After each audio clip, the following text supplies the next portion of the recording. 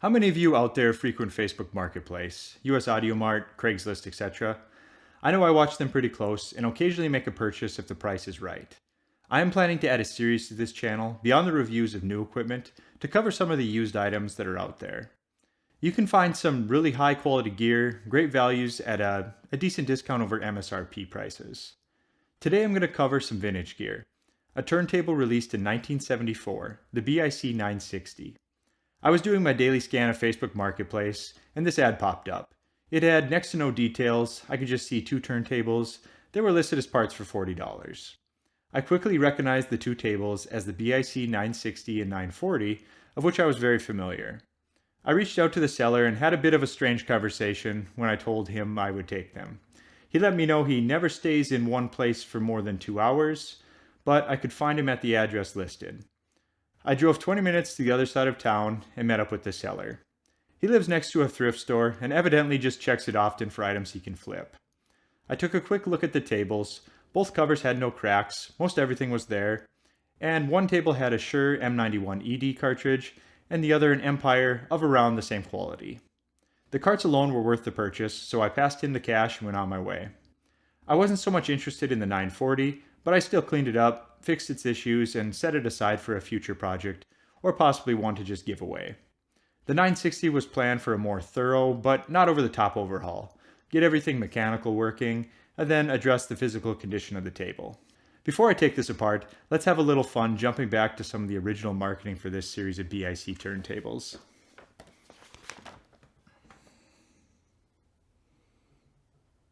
You are about to be introduced to a fundamentally new concept in record playing equipment, the new family of BIC turntables. They are also the first belt drive units that can be programmed to play a series of discs. A new generation of turntables has arrived. They are belt drive as opposed to all automatic changers which drive the platter via an intermediate idler wheel. They are powered by 24-pole, low-speed, 330 RPM motors, while most automatics use 4-pole, high RPM motors.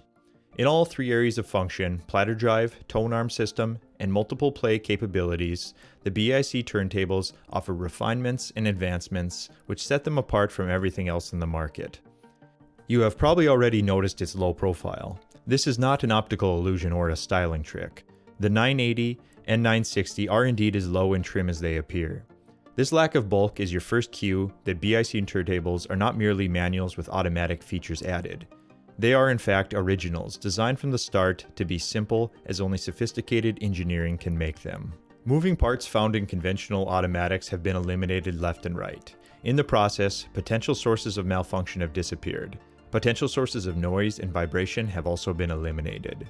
The turntable is built entirely with USA-made parts. They are built in BIC's own plant where all aspects of manufacturing are in BIC's hands. They are the first fine turntables of their type built in this country.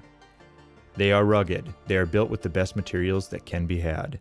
Okay, now, starting to disassemble the 960. This one was missing the clip on the platter, so it could come right off. Sometimes these are frozen on and will take a bit of lubricant to remove. This one came right off as it appears someone had already attempted the repair. I use a large tape roll underneath to protect the tone arm while I disassemble the bottom.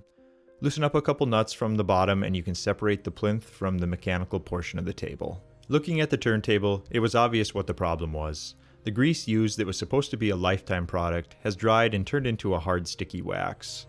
As you can see here, it's not moving as it should. Parts that should be moving independently, bind, and even just stick in place.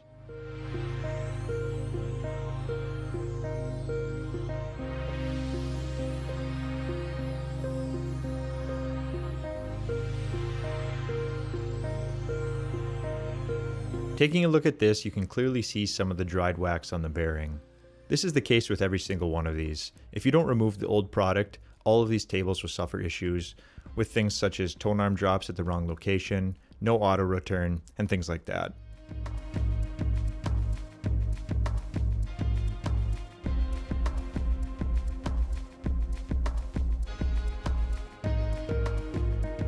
The good news is that once you get these tables cleaned up and apply new oil, they run like new. The design is far superior to many of the overly complicated designs of this time. There's very little to fail on these.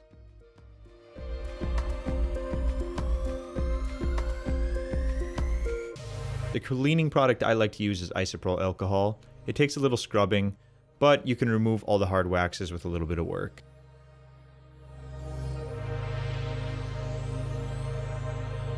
Some of the dried wax is actually pretty difficult to remove. In this case, I had to use a small screwdriver to scrape some of it out.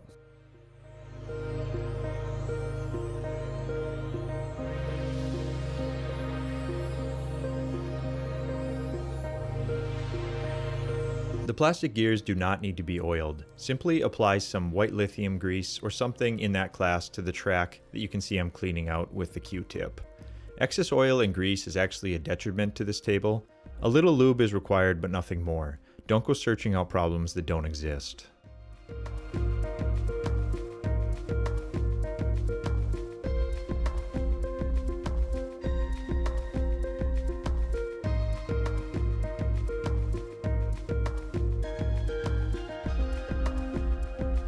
Reassembly is pretty simple on something like this. I would suggest just take a few pictures as you take things apart, and that'll make it a lot simpler as you have to figure out the direction on some of these arms, springs, things like that.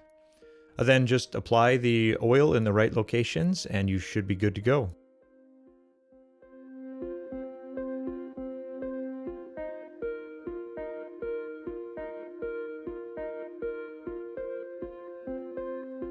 As you can see, the arms are no longer bound up with the hard wax. They move easily and freely and bounce back to where they should be. Everything is nice and clean now. That should really smooth things out and keep it quiet. I'm putting everything together here, even though I am going to have to take this apart again for the refinishing, but I just wanted to make sure everything functioned properly so that I don't have to deal with that after I get the refinishing done. First, let's test out the autoplay function. You just need to select it to 1 and press the cycle button.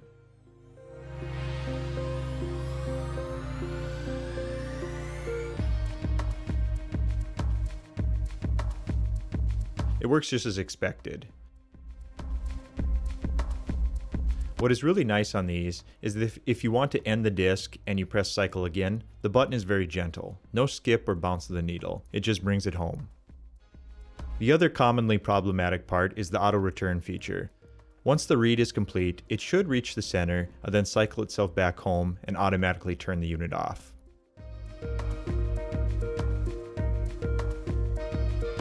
It now does that as well after the cleanup.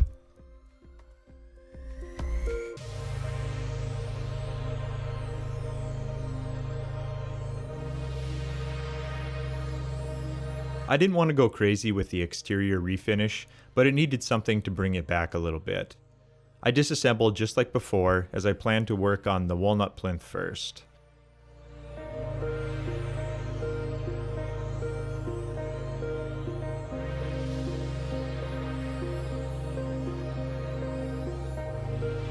First, we need to remove the feet as well as the plastic bottom. Removing the feet will take care of both of these. Now we need to unscrew the plastic on the back that operates as a cover hinge.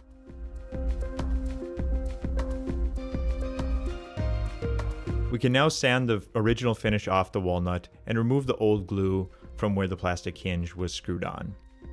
I simply bring the walnut back to bare wood with my sander, as well as a bit of hand sanding for the tight areas.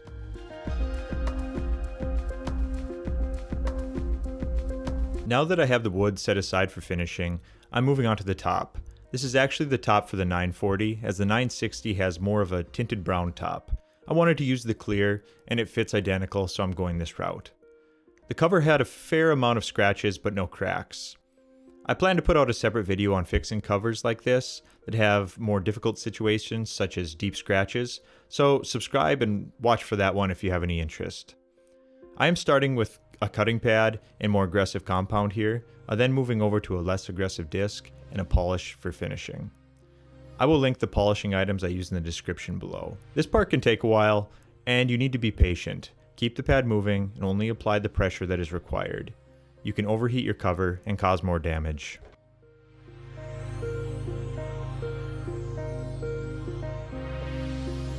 I am now wiping the walnut down with mineral oil to get rid of all the sanding dust before applying finish. I will be finishing with Armor Seal, which I will link below. It finishes really well with walnut and leaves a very nice natural tone. I simply use blue shop rags. I suggest that or a foam brush for applying a finish like this.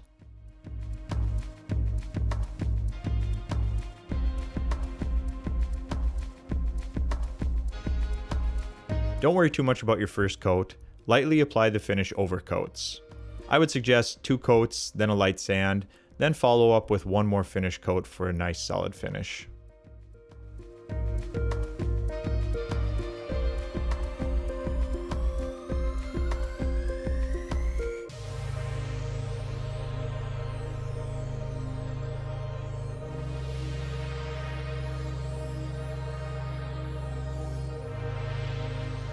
The black painted portion on the inside could use a fresh coat as well.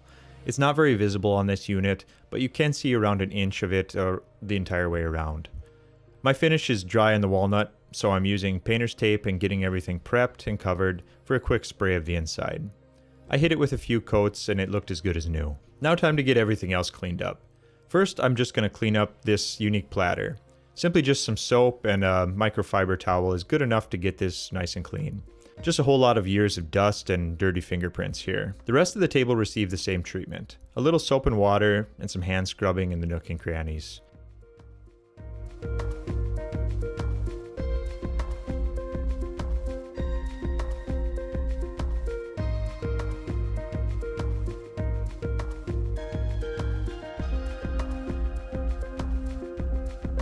You won't see the bottom, but once you start cleaning on something like this, I can't stop, so I cleaned all the plastic as well as the feet and the plastic cover support before reinstalling it back into the walnut plinth.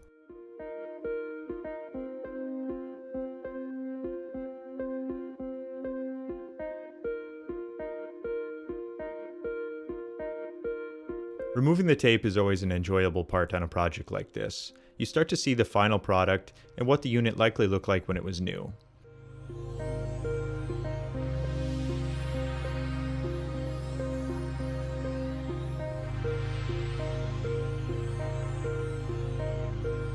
Everything turned out great, with no issues, so now I can start to reassemble from this point.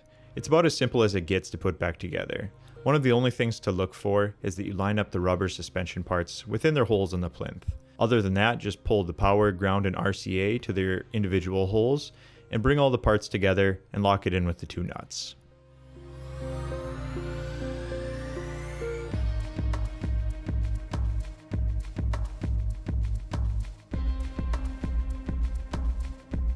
The belt is simple to attach. Just put it around, then attach it to the notch on the platter. Then look underneath as you bring it down and you should be able to line it from there. Give it a turn to make sure it can make a full revolution. Well, that's that. This table now looks good, it runs good, and it shouldn't need any maintenance for a long time. So there we have it. I still plan to do primarily new equipment reviews, but I wanted to add something different to my channel, other than what a lot of the HIFI reviewers are doing today. Some of the marketplace equipment I will pick up may be relatively new items and just a good deal, and others like today will be vintage pieces that can easily still have a place in your setup. I also hope this hopes to encourage those looking to put together a budget system, and that you can really find some good deals on things that need a little bit of work. You can often find all the resources you need. I know. You can often find all the resources you need on YouTube or within the forums. Well, that'll do it for today. Please like and subscribe. I would appreciate it, and let me know if you find any deals as well. All right, see ya.